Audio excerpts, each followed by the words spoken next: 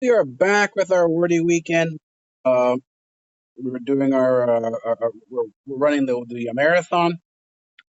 Took about an hour to get everything up. We're just back in about an hour where we left off to get the video up. It's now posted to Facebook. I mean to YouTube. It's on the channel. We're gonna select this guy here, Jaro, and run with him. And we will, of course, along with their gameplay commentary, continue on with our discussion.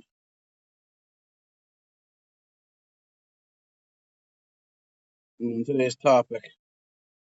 Well, this weekend's topic is Hilary Clinton, the evil incarnate, and the face of postmodern socialism. Well, anyway, that's unfair, but that is the reality. Like her or not, the argument is, well, what about Trump? What about Trump? We'll get into Trump later on. Right now, Trump is kind of, well, from my perspective, irrelevant in some cases. He will do what a typical Republican does, and that is he will present a good talk. He will reduce government the way he should, the way most Republicans do, and being an independent and wanting more independence from the government, not wanting a sort of a socialist utopia where the government is omnipresent the way most Democrats would like and actually function towards.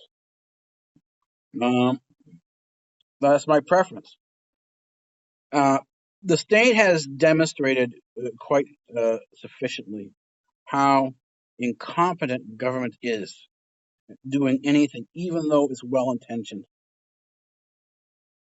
They seem to only be able to be extremely selfish, self centered, and not necessarily caring about the people they're trying to help or supposedly trying to help.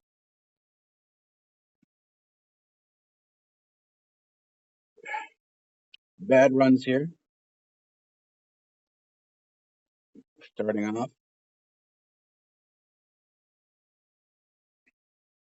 And so my view of Trump, which is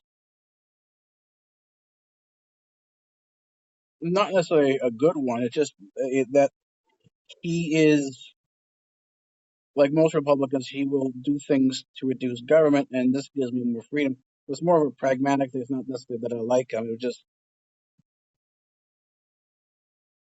where Hillary Clinton, along with her Democrat cohorts, will tend to increase government to extreme levels.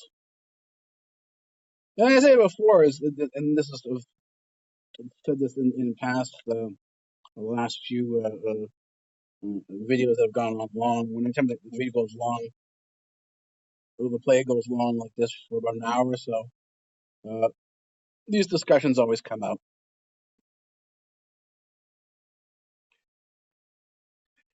What the socialist minions down at the bottom don't necessarily understand, this includes the union workers, is that they're being lied to on a regular basis.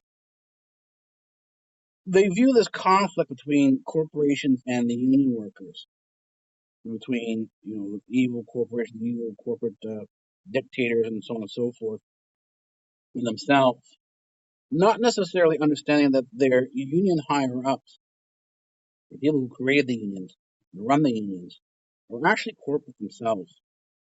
In order for a large union to exist, there needs to be a large corporation. And the only way the large corporation and the unions can work together to coexist is if they have large government. So this is where the Democrats and people like Hillary Clinton come in, is that they are not workers. They are they're lawyers. They're people who supposedly so-called advocates for the average people, but they're not necessarily that. And they develop relationships with these large corporations so that the unions can exist. So there's sort of a balance between the worker, which is the union, the corporation, and the government. There's a trifecta there.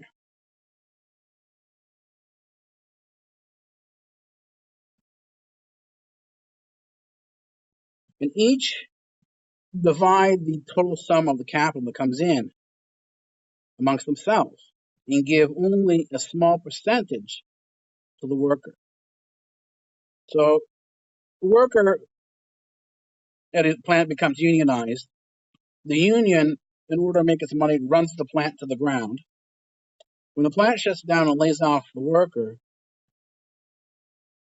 who gets no income, the union higher ups, the union at the head of the union, still get paid because they are very much as involved in Wall Street as any banker. Matter of fact, they themselves are bankers. That instead of being with a public and open bank, they are with a private and closed bank known as private equity. Most of the union funds are all private equity, and these funds are extremely wealthy. They're multi-billion-dollar funds. So now ask yourself, well, why, if they are multi-billion-dollar funds, why doesn't the worker get more of this?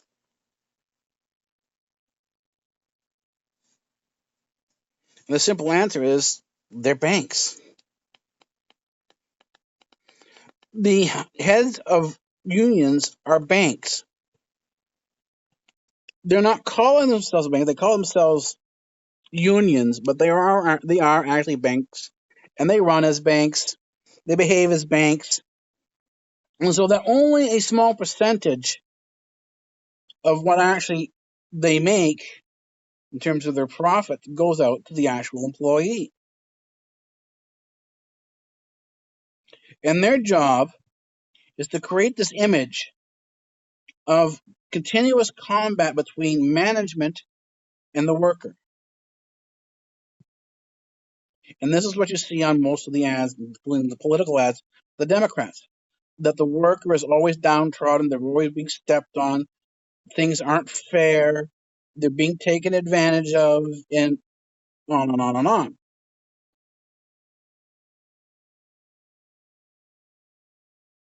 None of the Wall Street relationships, the private equity relationships with the unions, the fact that the private equities are actually the unions themselves, is ever revealed. So this image of the union being the good guy in the socialist state is now prevalent amongst most people who are union workers who never see what's beyond or underneath the sort of lying seam of things. They see the surface, they see the tapestry, they say, "Oh, okay, this is the way things are," and of course, everybody stands in line.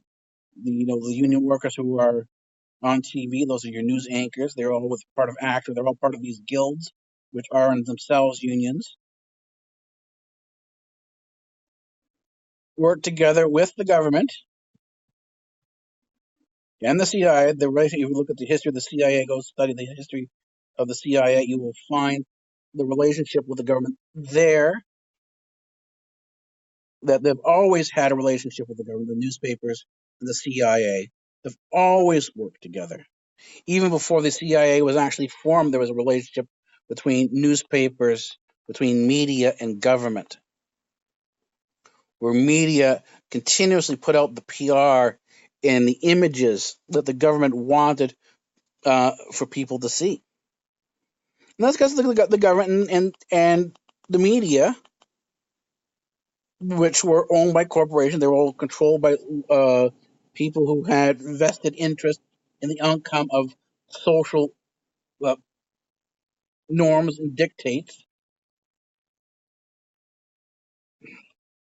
design the newspapers to be like that. This just goes all the way back to the Hearst Corporation, Patty Hearst. Go take a look at the history of newspapers for the Hearst Corporation. You'll see that the independents always struggled for existence against the establishment. There was always a struggle for independence. But what happens is that part of the struggle for the independence and the independent is many cases you had at the end of this run with Darrow, you had the establishment portraying themselves as truth and stability and being good, while independents were often viewed as shifty. They're the conspiracy theorists. They are the rabble rousers. They are anti-establishment, and they're going to destroy society. They're going to destroy all the good that you have. This is the common portrayal. And this dichotomy is still this portrayal, this dichotomy that goes on, which is basically an illusion in society, uh, is what produces the face of Hillary Clinton. It's where she comes from. She comes out of this world of PR, and don't forget she grew up in sort of a post World War II environment. This is where she gets into university. She was there, organizing on her campus. We shouldn't be running with Jar. Oh, here we go. Organizing on her campus to protest against the Vietnam War. So she's clearly post-war, post-World War II, anyways, which was the beginning of the atomic bomb. So she is definitely well within the atomic age.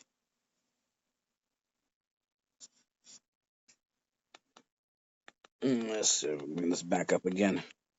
Although I don't think that the sound is that it's going to come out at all. Let's see, what do we get here? Good enough.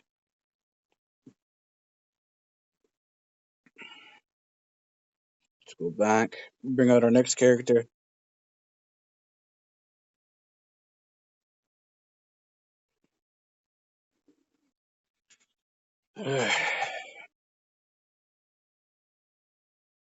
So she comes from an environment of this sort of uh, postmodern world, and the postmodern world is a fundamentally different one. It is filled with art. In this case, art takes a whole new direction in that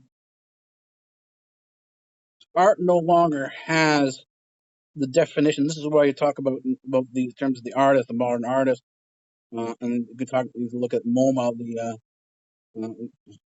Museum of Modern Art in New York, and see that splatters on the wall qualify as high art because art in the postmodern deconstructionist phase um, really is about deconstruction. It is about the destruction of the established, the destruction of rules. And so what happens is you can have, in terms of a performance artist, take a vandalism, take a vandal, have them spray paint and smash windows during a protest. And this is what we saw in Berkeley. And this isn't random destruction. This is high postmodern art. This is deconstructionism, and it's part of the major belief in the postmodern mind. Don't forget. So when you see this in connected with George Soros and Hillary Clinton. Understand that this is the environment they came from. They came from an environment where concept was all there is, and there was no more reality.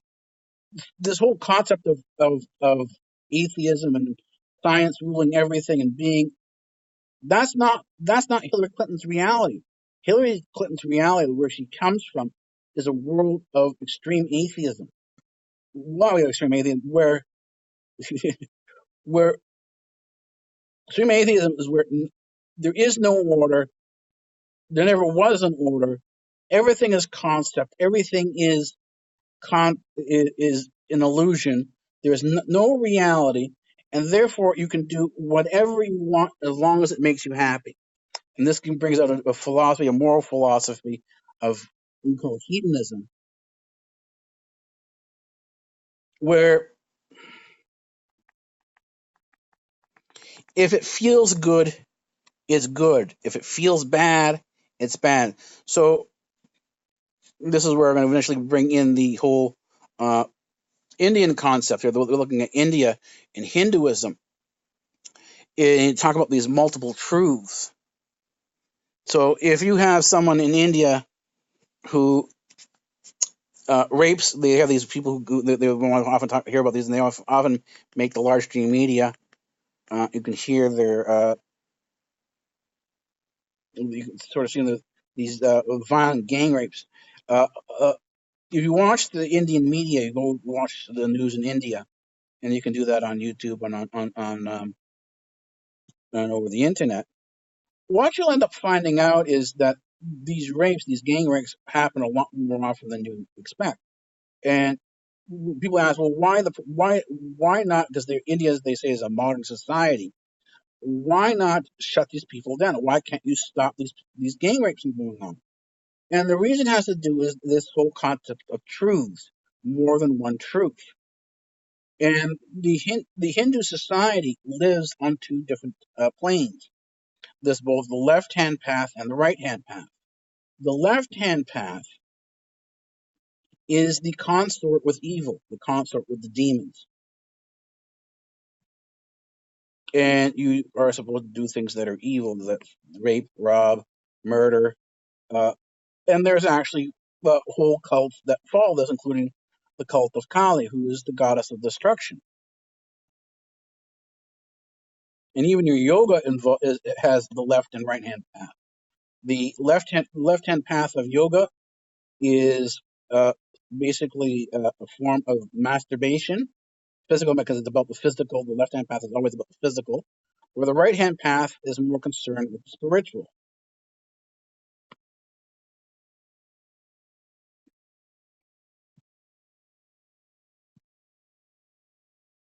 So you will get on the left hand path what we call the bad stuff, and on the right hand path, which is more spiritual, aiming towards a spiritual life, a release from the body, a release from the physical world. Saying, well, now you have to be more spiritual. You're not going to be carnal, and if you're going to be not going to be carnal, you're going to be spiritual. Then you have to give up the carnal existence, and this includes giving up sex. This is why you'll find in Hinduism on the right hand path they have the same chastity that a lot of Christian monks will have. As a matter of fact, in Hinduism, you look at the right hand path of Hinduism and look at the early Christian monasticism. They're fundamentally, in terms of how they operate, the same thing. The only difference would be is what the end goal would be. The end goal for the Hindu, even on a spiritual level, is to connect to the universe, to be one with the universe. Where on the Christian side of things, the connection was to be one with God, to actually join with the Creator rather than joining with the creation.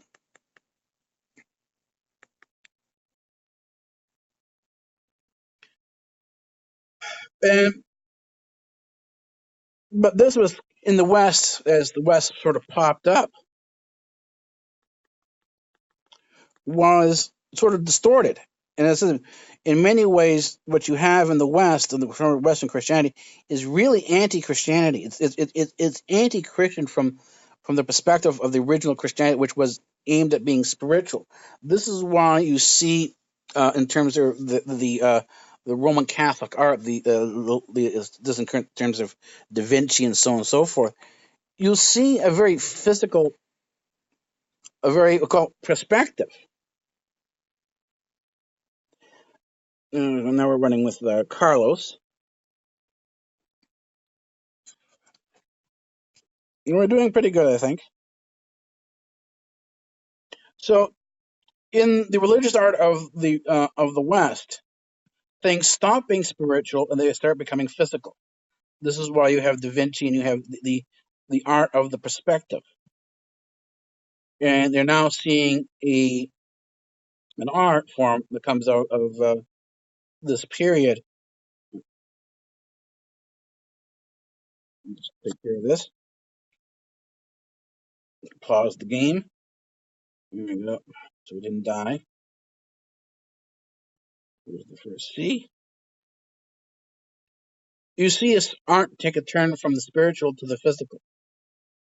So the eye in the early Roman art, which kept on became and it was also Christian as well, you saw a very called omnipresent,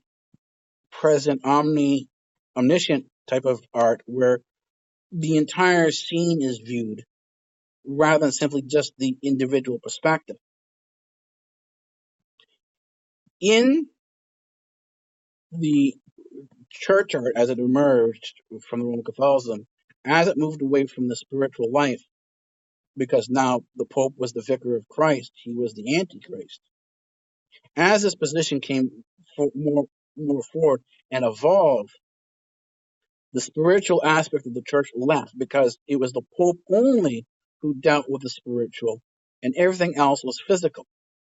So the art form, the iconography, reflected the change in theology from the early Christian church of being spiritual to a physical church, to a physical existence, where now you had painters like Da Vinci and Michelangelo, the Donatello, all these Italian artists who were working for the church, begin their work in understanding the physical aspect of painting and looking at a physical perspective. And this is what gave rise to a lot of the sort of the Renaissance art, which was in many ways almost picturesque.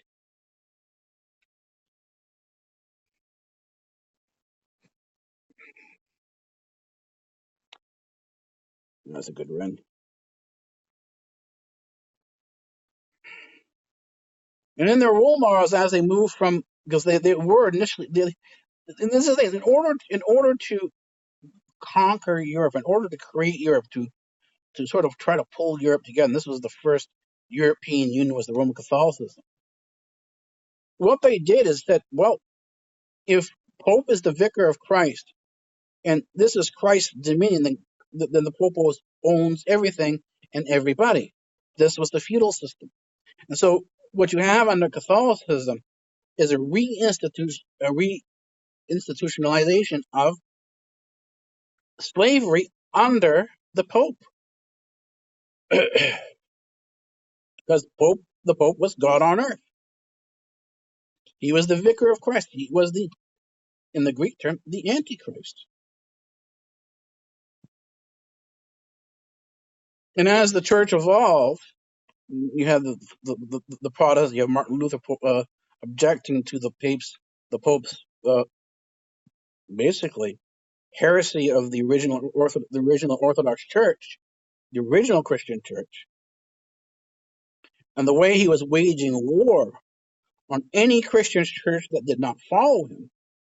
This included the Eastern Orthodox, with the Russians, the Polish, the Ukrainians, the Greeks, the Byzantines.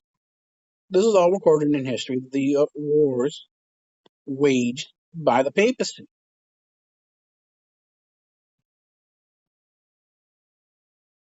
It was well within their understanding of things. But as their understanding of things evolved,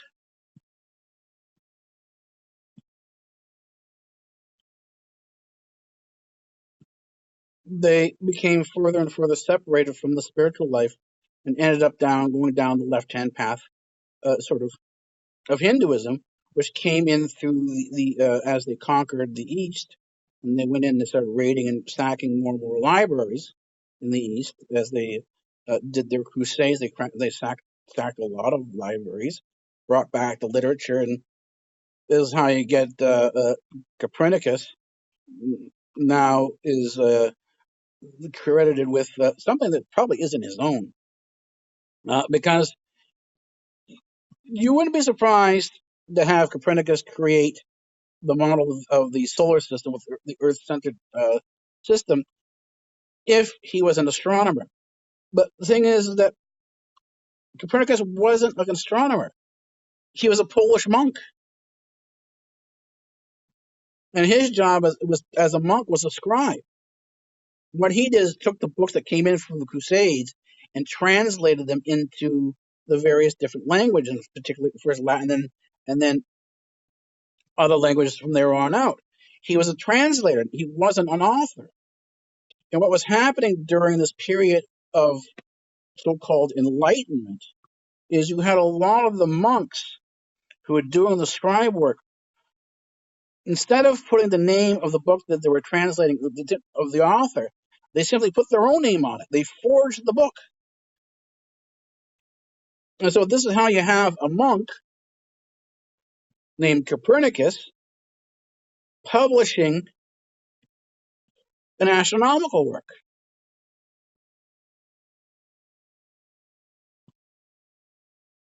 Ooh, good. 1,200, almost 1,300 coins.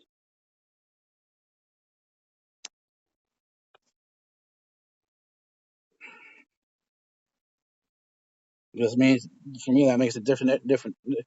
Because I'm doing this on a regular basis, I'm probably not gonna use the startups, the boosters at the startup there. I'm gonna run the runs into the ranks of the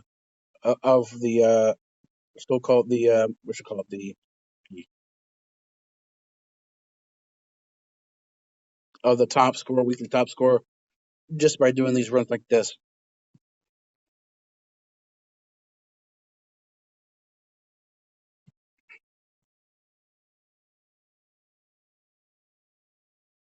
Yeah, so that's it with Copernicus. But what was coming in from the east, in addition to the astronomy texts, were these Kabbalist texts on Kabbalism that really influenced a lot of different people. A lot of what we see in the Western Christian Church actually isn't Christian in the sense that it came from from Christ. It was actually Kabbalism. It was coming out of the Jewish synagogues. And this is why you have today people wondering why, you see what's going on in Israel, you see how they're treating the Palestinians, and sort of wonder, well, what's going on here? And the answer is Kabbalism, is that in their Kabbalist influence that in the Protestant church, that they believe that uh, the Jews of today are the prophecy in the Bible, that they hold the truth of where the Bible came from. Where if you actually went into the history books, well, actually not the history, you actually studied and went into the actual history of things, and this is, you have to not, the history books are kind of misleading, is that Hebrew isn't necessarily the oldest language. What is the oldest language, and this is what connects back to things, is Aramaic. And scholars will now tell you that the origins of Hebrew lie in Aramaic and Syriac. These are the Semitic language, and this is why there is actually so much importance placed on these schools, the Oriental schools of study, Oriental languages, Aramaic and Syriac, is because these are ancient languages. And this is one of the reasons why Greek is so important.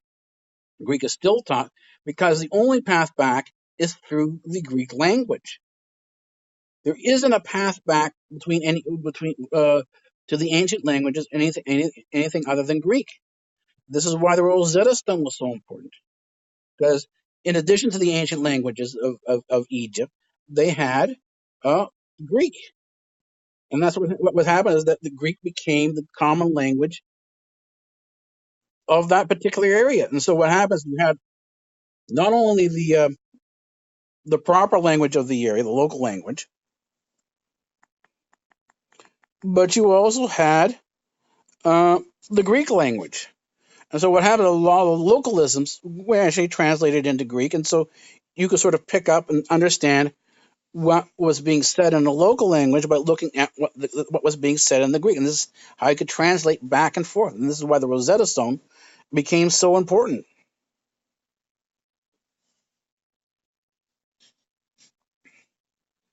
But if a lot of this is sort of taken out of history, is not included in your historical knowledge. And this certainly was true for the German philosophers who picked up uh, the Jewish Kabbalism and thought that, oh, this is Christianity, because this is the origin of the Bible. This is the origin. These are the Jews of the Old Testament. We're actually mistaken in this assumption, but they would never understand that given. And we're at 7:12, so we've got more than enough time to run with Yutani here. This is our next character. So what ends up happening is you have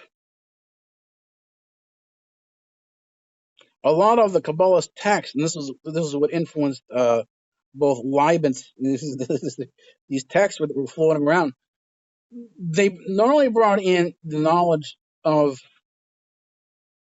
what was happening in Israel and large chunk of the Middle East, but they also went into these languages dripped into North Africa. And this is how you had uh, alchemy become chemistry. And this is where Newton and Leibniz pick up, is because they came in not through the proper academics of mathematics, but they came in through alchemy. And the initial texts that they were working on were the Kabbalist texts. So a large chunk of European history actually lies in Kabbalism and the Aramaic Kabbalist texts. This is where a large chunk of European history, including Christianity, lies.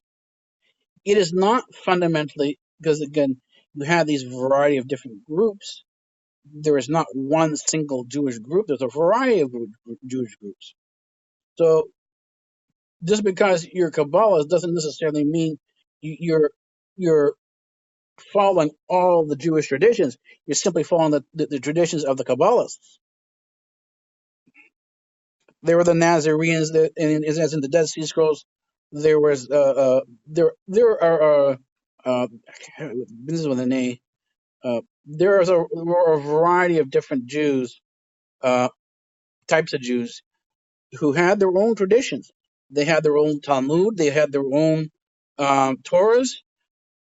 Uh, so there wasn't a consistency the way we think in terms of a Bible. Oh, there's one Bible. No, there wasn't one Bible. As a matter of fact, the Bible didn't exist until basically 300 AD, when the Greek church, the original Christian church, not the Catholic church, put the text together from a variety of texts. So what happens is that the Bible is a collection of books. It's basically, it's not one book, but a collection of books. This is why you have the book of Daniel, you have the book of David, the book of Moses. You have all these different books. Even the New Testament are a variety of books, not the same book. Now, of course, they had access to a lot of the manuscripts back then, the original text, and so they again copied from there. They had the scribes doing the work to do the copying, and they obtained this sort of history. You can sort of see this in. You're going to look at there's in Roman history, there is Eusebius, and then there's Josephus. These are two Roman historians. And their job was to write down and pass on Roman history. And that's what they did. And their works are still available today.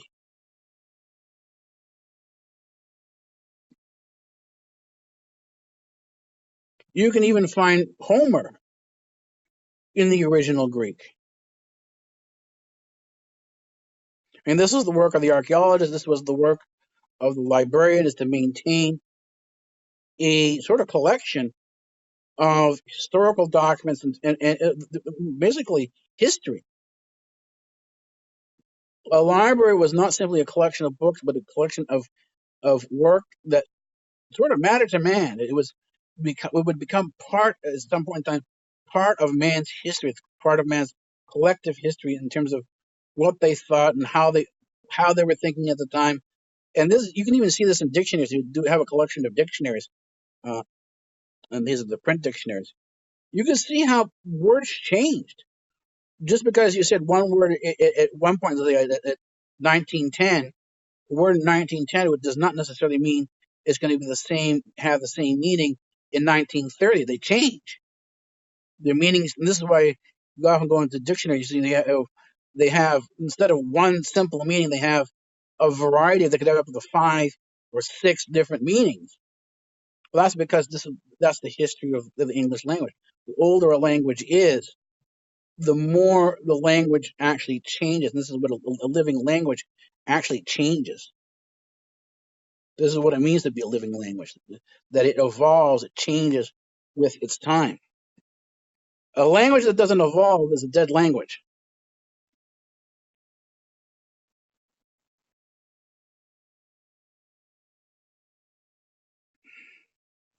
So this is why I said, if you're not aware of this, you're not aware of these history, and of course, if you're not an Asian person, you're not from the East, how would you know this stuff? Because it would be never, wouldn't be part of your immediate environment. It wouldn't be part of where you came from.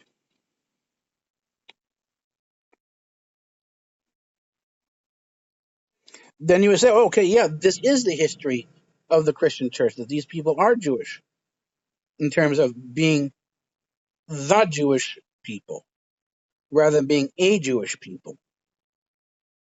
And because you can sort of see this today, go into, well, you don't have to go into, just go take a look at the number of synagogues, the various different rabbinical lectures that are online, and you'll see the difference between, even today, the various different groups who call themselves Orthodox Jews. That there isn't one single group, there isn't one single definition of the term Jew. Jew is defined by the rabbi, the rabbinical councils, and no rabbi really has any authority over another rabbi, unless, of course, that authority is given to, let's say, a higher up, like a rabbinical council or a council of elders.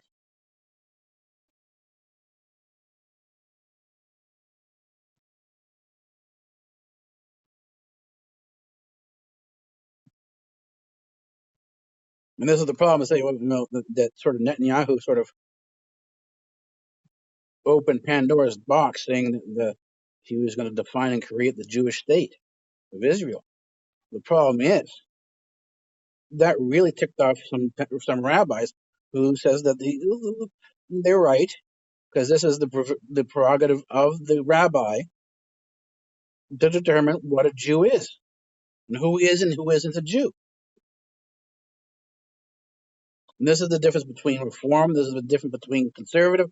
This is between all the different Orthodox Jews. I mean, the Hasidic Jews are not necessarily the same as the Ashkenazi Jews. The Russian Jews are not the same as, there are a whole variety of different Jews. If you go into the culture and begin studying what the culture actually is, it's not a monolithic culture. It's a mosaic of groups. It's a mosaic of things.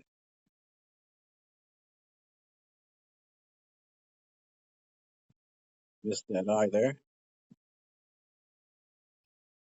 And this is where history can get really muddled. Until you can go off the textbook and see what's actually there, and it becomes very complicated because not everything is, well, most things aren't the way they appear to be. There is a lot more complexity to them than initially assumed or presented in a textbook fashion.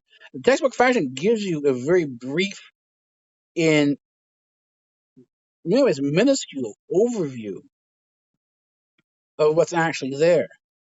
It's not until you sit down and actually do the research that you begin to understand, okay, that there's something significantly more here. Yeah, there goes the shoes. So that's what that was. But we bounced off at 922. That was a good coinage. And we are definitely moving on from Yutani to our next character.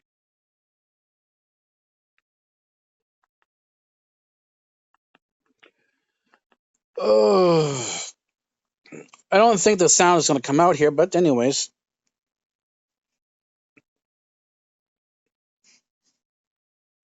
here's uh, our our special surprise box, the super surprise box. Although sometimes it's the same thing. So saying this is where not sticking with a textbook university. If you really want to get into advanced knowledge and sort of knowledge beyond the standard, most universities now play towards something called standard knowledge, and this is the knowledge that is going to be pretty much accepted by society. That is not going to really piss people off too much. It's very a very polite, uh, a very polite type of knowledge. It's only when you get into the more advanced levels of knowledge beyond the textbook, things that aren't textbook. This is where you start getting into the areas that are really sort of problematic, and you're bound to piss somebody off when you bring them up. So we're gonna run with. I call him Prince Alibaba. We're give him, instead of Prince K, we're giving out the Alibaba title. Alibaba is not actually derogatory to the Arab, because they come from that area of culture. The Arab culture is a very thin culture. It's not necessarily that old. It sits on top of a more ancient culture that pre-existed. And this is what, well, a lot of people don't understand the whole battles of the Middle East. The battle of the Middle East is fundamentally a battle of cultures, a battle of history. And this whole thing, if you ever played the games, Conquest of Empire, well, that's what this is about. These are empires, new and old, battling it out for their dominance and existence. And amongst them, you have the people who have vested interest, like the oil people, in the outcomes of these particular, let's say, adventures of state. And of course, the people are the ones who get caught in the middle, and they're the ones who end up paying the price for everything. But the people who are rich, the kings and queens, they don't care. The monarchy and everything. They're they're always, you see this. They're there because God wishes them to be there. They're divinely ordained. This is their spot. This is their, and of course, the socialists do the exact same thing. Except their God is a science, so this so-called science, and they're ordained by that scientific rule that these are the people who should be leading. These are the people who should be at the top. It's the whole Darwinian argument of the fittest shall survive, and they point to these particular Darwinian models of things and how things evolve, and these people are the most evolved, and blah blah blah blah. Wherein, if you actually sit down and take a look at it, the kings and queens are not the most involved. They're typically inbred because they've been breeding amongst each other. In other words, you want to keep the family royal, then brother marries sister, or father marries daughter, and mother marries son. Sounds all very southern.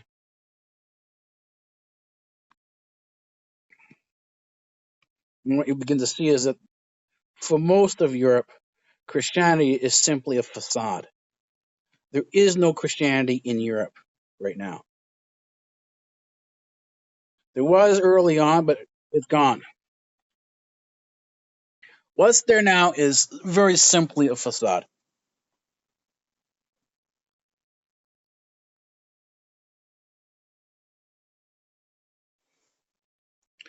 And of course, in the Middle East, there, because of their location, particularly through Persia, this is where Hinduism, because they were trading with India, they were very well of the Indian continent, and the culture is mixed.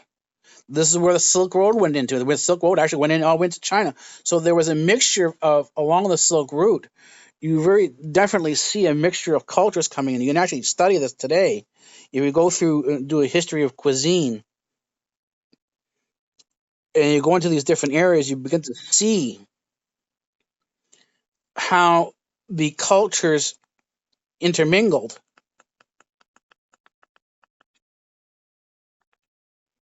along the trade routes.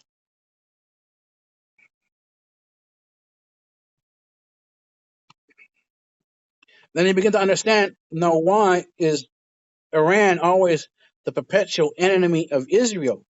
And it's very simple. It's because a lot of the Israelis today are not actually proper Jews. They're not from Judea. They're Kabbalists. And the Kabbalists have their origins in Persia. They're Persian Jews. They're not the original Jews of the Old Testament from Judea. They are the Jews from Persia. They're the Jews from Babylon. And this is why they have the gods Baphomet and Baal. This is why you have the bull as the symbol of Wall Street. They are not a Old Testament Hebrew God believing people. Their belief is in the statue gods of Baal, the bull god, and Baphomet. That's the goat god. These are their origins, and their origins are in Persia. And so in order to get back to their origins, in order to get back to their so-called sacred ground, they create this mythology that the terrorists, the people who need to be taken care of, are the Shia who are from Iran, they're from the Persian area,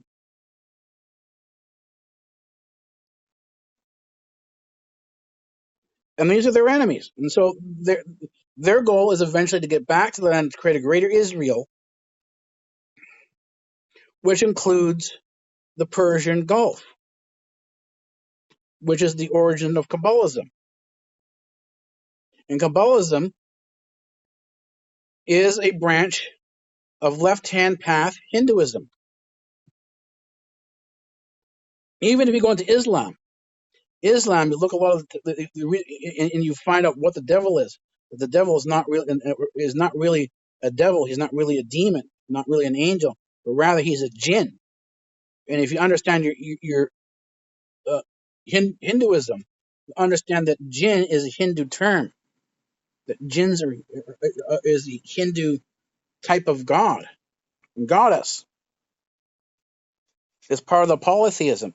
Then you begin to understand that Islam has its core not in the Middle East, but in India. That it is a Persian Kabbalist offshoot.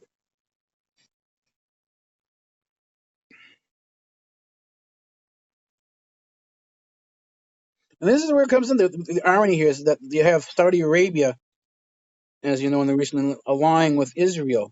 How does Israel align with Saudi Arabia? And that's because they've always been allies.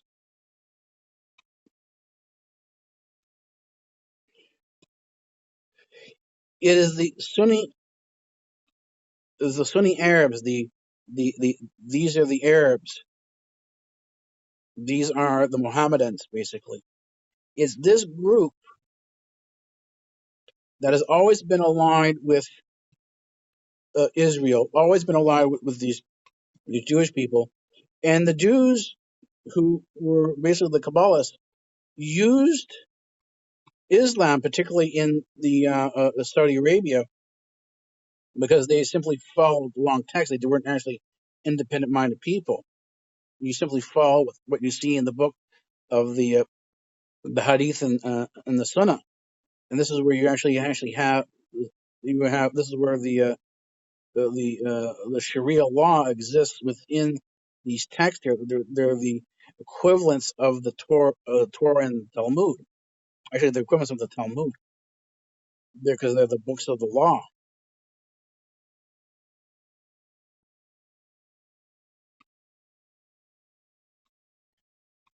And basically, the Arabs are around. And this is why your 9/11 terrorists, they were Saudis. They were not Iranians. And all your shoe bomber, all those people, the Taliban, Al Qaeda, ISIS, they were all American and Israeli allies. We fund, arm, and train them. And what they do is they create a need for war. They create a need for the military, and a need to keep the people terrified. And that's what the goal of terrorism is, so that we, as independent-minded people, give up our independence and say we need to be protected from these evil people by the government, without necessarily realizing it's the government who's doing all the work. They're the ones funding the people. They're the ones training. They're the ones who are the terrorists. These are the foot soldiers in the illusion of war.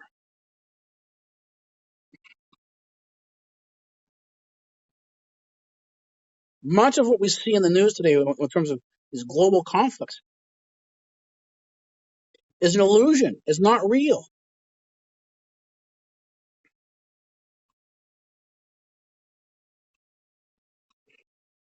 I mean, went through the Cold War terrified of the Bolsheviks and what was going to happen.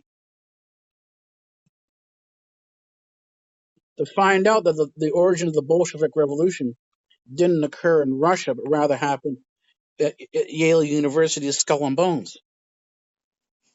Yeah, that's right. Go look it up.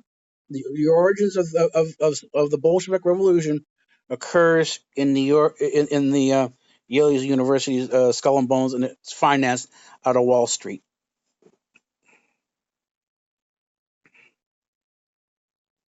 I mean, this is quite amazing.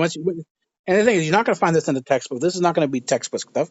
And we are now back up at a million. Let's see here. We've got 10 minutes, just about 10 minutes left before we get the hour. We've only done one letter. They're really holding back the letters on this one.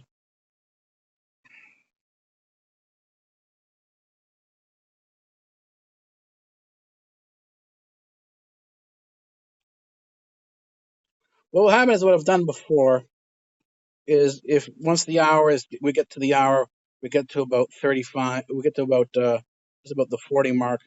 What we'll do is we'll stop the run and we'll pick it up after the break. Yeah, as I said, history outside the textbook is quite amazing. It's quite eye-opening, actually, to see how much of what's being taught in school is absolute fiction. And the same thing is true. The whole issue of this fake news bit. Fake news only exists because we want it to exist. And most of the news we see, the mainstream media, this includes the Huffington Post, is primarily fiction. Now you have fiction for different people. You know, for the uppity up people, you have the New York Times. Right? That's their thing. And of course, to make fun of all these uppity up people and other people who are beneath them, they have the New Yorker, and they're fiction, but they're a higher level of fiction than the New York Times is. New York Times is. And this goes on and on. There's this level of fiction, this level of, pardon my French, but bullshit.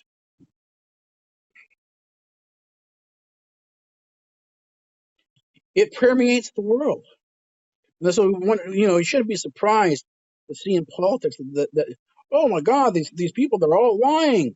And yeah, that's what the world is. The world is fundamentally one big lie.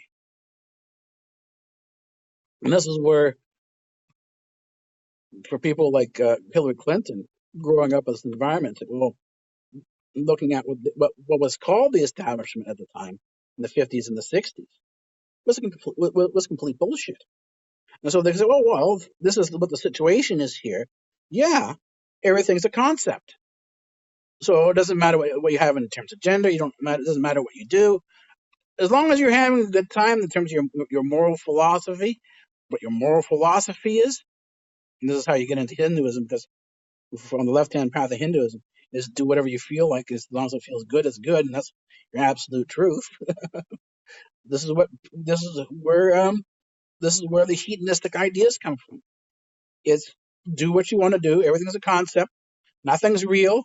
So while you're alive, have a good time. And your basic moral philosophy is if it feels good, it's right. If it feels bad, it's good. It's bad. That's your good and bad. That's your morality.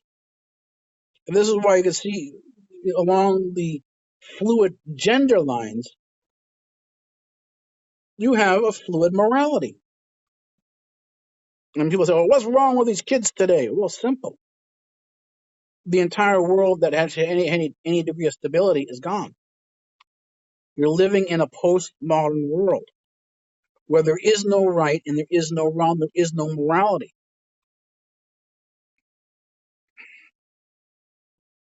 The entire world is an illusion. Not that this is what the reality is, but this is what the belief is. And it's such a strong belief that any contradiction to this produces a social justice warrior. That's what the social justice warrior is. They are the guardians, they're the pawns, they're the minions that keep the illusion alive. Without these people, the illusion dies. And this is where Hillary Clinton actually becomes the face of this, the poster child for postmodern. Because postmodern is not only a failure, but it's self-destructive. You see how Hillary Clinton ends up destroying herself. Extreme anger, extreme depression.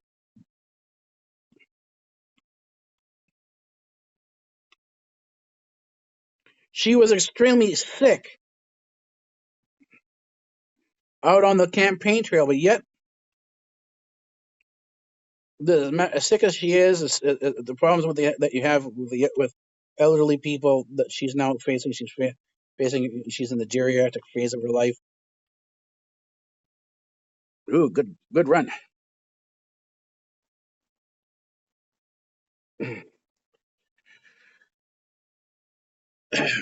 You see how things work out. You see how things end up for her. And it's unfortunate. This is where, as much as you sort of dislike the person, if you have this sort of dislike for it, this is actually where you feel sorry for the person, because you begin to understand that this person is not happy. Hillary Clinton is not a happy person.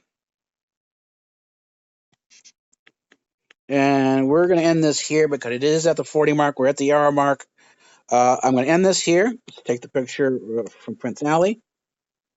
And I will see you in about 45 minutes to a half hour. Wow, 40, I would say 45 minutes to an hour.